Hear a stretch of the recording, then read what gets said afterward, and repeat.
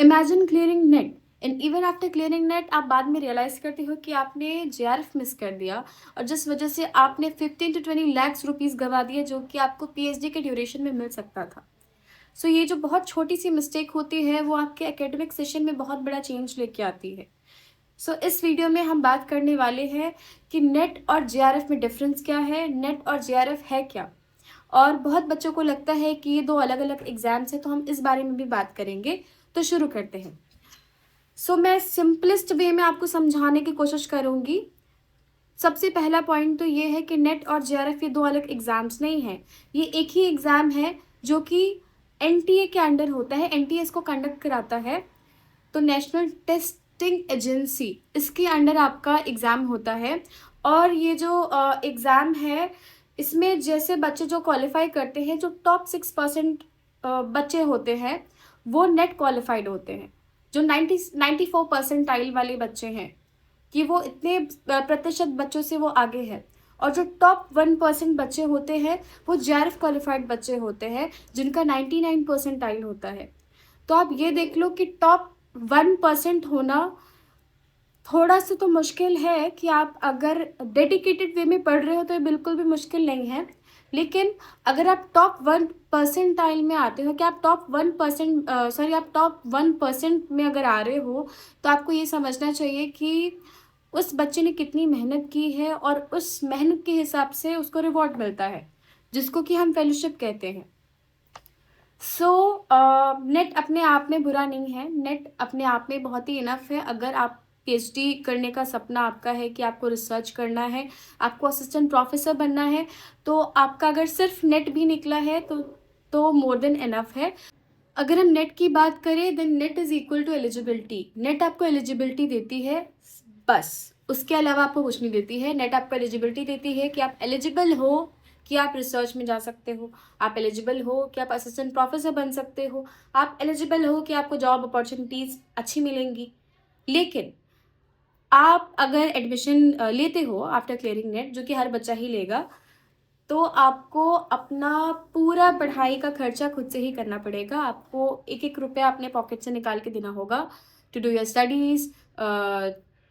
अपने खुद का स्टाइपेंड, कि आप कहीं रह रहे हो तो सारा खर्चा आपको खुद करना पड़ेगा। लेकिन अगर आप जेआरएफ की बात करते हो तो JRF is totally on a different level. तो जेआरएफ क्लियर करने के बाद आपको वो हर एक चीज़ मिलेगी जो कि नेट क्वालिफाइड बच्चों को मिलती है। उसके साथ ही साथ आपको फेलोशिप मिलेगी। तो आप खुद सोचिए कि गवर्नमेंट आपको पैसे दे रही है ताकि आप उन पैसों को लो और उस पैसों को इस्तेमाल करो और आप अपना रिसर्च करो या फिर आप अपने घर को सपोर्ट करो, या आपके ऊपर है। लेकिन आप सुन के देखिए कि आपको क्या बेटर ज़्यादा लग रहा है, कि अपने जेब से पैसे खर्च करके पढ़ाई करना, या गवर्नमेंट आपको पैसे दे और आप उस पैसे को लेके पढ़ाई करो। तो पैसे जेब से खर्च करना आई गेस उतना बेटर साउंड नहीं करेगा, तो आपको थोड़ी ज़्यादा तैयारी करनी होगी कि आप जैसे अगर, क्योंकि 94 परसेंटाइल और 99 परसेंटाइल में बहुत डिफरेंस नहीं है। तो आप ये जो 4-5 परसेंटाइल का डिफरेंस है आप उसको बिल्कुल बहुत आसानी से क्लियर कर लोगे। तो आपको क्या करना है, एम फॉर द हायर। आप जेआरएफ के लिए एम करिए। तो आप अगर जेआरएफ के लिए एम करते हो तो आपको ये श्योरिटी मिलती है कि आप नेट क्लियर कर लोगे। लेकिन अगर आप नेट के लिए एम करोगे, आप सोचो कि आप ये जेआरएफ है और ये नेट है तो आप यहाँ के लिए एम कर रहे हो, तो फिर आप कर ही जाओगे। लेकिन आपको अगर जेआरएफ के लिए एम करोगे तो ये तो होगा ना कि आपका नेट निकलने का पूरा चांस रहेगा। आप हायर एम करिए। और सिर्फ आप कह लो कि सिर्फ ये डिफरेंस नहीं होता है नेट और जेआरएफ में कि आपको फेलोशिप मिल रही है, उसके अलावा भी बहुत सारी चीज़ें हैं। जैसे कि अगर जिन बच्चों का नेट निकलता है उनको एलिजिबिलिटी तो मिल रही है, लेकिन जिन बच्चों का जेआरएफ निकल रहा है उनको एलिजिबिलिटी प्लस फेलोशिप प्लस उनका बेटर सीवी प्लस आपका स्मूथ एकेडमिक सेशन मिल रहा है, प्लस बेटर रिसर्च अपॉर्चुनिटीज़ मिल रहे हैं, कॉलेजेस में आपको ज़्यादा वैल्यू मिल रही है। तो ये सब जो चीज़ें हैं आपको जेआरएफ क्वालिफाई करने के बाद मिलेगी। सिर्फ यहाँ पे फेलोशिप का डिफरेंस नहीं है, बल्कि एक पूरा ही अप्स एंड डाउन का डिफरेंस है कि आप अगर जिन बच्चों का जेआरएफ निकलता है आफ्टर लाइक क्लियरिंग नेट ही निकलेगा। तो जिन बच्चों का जेआरएफ निकलता है वो अगर पीएचडी में एडमिशन के लिए जाते हैं तो नेट क्वालिफाइड बच्चों को भी एग्ज़ाम देना पड़ता है। एग्ज़ाम मीन्स आपको थ्योरी देना पड़ता है, देन इंटरव्यू देना पड़ता है। लेकिन जो जेआरएफ क्वालिफाइड बच्चे हैं उनको डायरेक्टली इंटरव्यू के लिए बुलाया जाता है। और बहुत सारे कॉलेजेस में ऐसा भी होता है कि जिन जिन बच्चों का जेआरएफ क्वालिफाइड है उनको वहाँ का जो एजुकेशनल फ़ीस है उसका भी 50% ही देना होता है। तो आप सोच लो कि आपको गवर्नमेंट पैसा दे भी रही है और आपके फ़ीस में से भी आधा माफ़ हो जा रहा है, बस इसलिए क्योंकि आपने जेआरएफ क्वालिफ़ाई किया। सो आप जेआरएफ के लिए एम करिए, आप बिल्कुल भी छोटा एम मत करिए।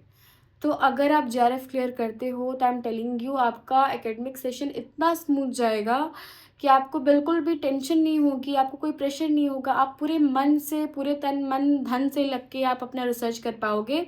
सो आपको बेटर ऑप्शन चूज़ करना है।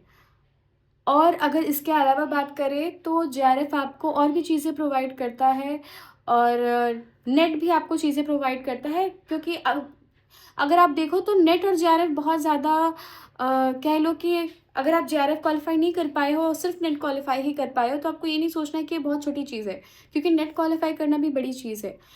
और अगर आपका फाइनेंशियल बैकग्राउंड बहुत अच्छा है, आपके घर में घर से आपको कोई प्रेशर नहीं है, तो अगर आपने सिर्फ नेट ही क्वालिफाई किया तो आपको क्या करना है, आपको आँख बंद करके एडमिशन ले लेना है। आपको कोई टाइम वेस्ट नहीं करना, क्योंकि बहुत सारे बच्चे क्या होते हैं कि वो 23, 24, 25 ये सही एज है, मतलब ये ऐसी एज है जिसमें कि बच्चे मास्टर्स कर लिए होते हैं, उसके बाद नेट क्वालिफाई करने के लिए वो अटेम्प्ट्स देते हैं।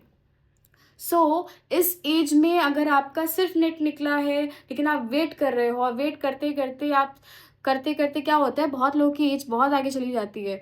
वो कहाँ 24, 25 से आप 30 के भी आगे चले जाते हो और फिर आप सिर्फ अटेम्प्ट्स ही दे रहे हो। तो उसमें आप ये देखो कि आपका कितना टाइम जा रहा है, क्योंकि आफ्टर क्लियरिंग द एग्ज़ाम आपको फिर एडमिशन के बाद 5 साल और देना पड़ेगा पीएचडी के लिए। तो आपको बिल्कुल भी अपना एज को ऐसा फालतू में वेस्ट नहीं करना है, आपको टाइम भी वेस्ट नहीं करना है। आपका अगर नेट निकला है और आपका फाइनेंशियल बैकग्राउंड अच्छा है तो आप स्ट्रेट फॉरवर्डली आप जाके एडमिशन लो। लेकिन अगर आपका फाइनेंशियल बैकग्राउंड बहुत अच्छा नहीं है तो आप थोड़ा सा और मेहनत करिए, थोड़ी सी और पढ़ाई अपनी बढ़ाइए। तो इससे क्या होगा, 1-2 अटेम्प्ट भी नहीं, 1 ही अटेम्प्ट और, क्योंकि नेट क्लियर करने के लिए बहुत टाइम नहीं चाहिए आपको, जेआरएफ क्लियर करने के लिए भी। तो आपको थोड़ी सी पढ़ाई बढ़ानी होती है, 1-2 महीने भी अगर आप सीरियस स्टडी कर रहे हो तो आप जेआरएफ क्लियर कर लेते हो। क्योंकि मैंने 1-2 महीने ही ज़्यादा अच्छे से पढ़ाई करके अपना जेआरएफ क्लियर किया। तो आपको अगर फाइनेंशियल बैकग्राउंड बिल्कुल ठीक नहीं है तो आपको सीधे जेआरएफ की तैयारी करनी है, लेकिन अगर ठीक है तो आप सीधे नेट क्वालिफाई करके एडमिशन ले लो। तो अभी इतना ही बोल पाऊँगी मैं, इतना ही बोलेंगे और देखते हैं। ठीक है, तो आपको क्या करना है, क्योंकि अभी एग्ज़ाम बहुत पास आ रहा है और बहुत अच्छे से पढ़ाई करिए। आप चीज़ें क्लियर रखिए कि नेट और जेआरएफ आपको देगा क्या, क्योंकि सिर्फ ये नहीं होता कि आपने क्लियर कर लिया या फिर ये एग्ज़ाम है तो आपको सिर्फ अपीयर होना है, उसकी अच्छी प्रिपरेशन भी होनी चाहिए। उसके लिए आपका एक थॉट होना चाहिए कि अगर आप नेट का एग्ज़ाम दे रहे हो तो आपको ज़ाहिर सी बात है कि रिसर्च में जाने को मिलेगा।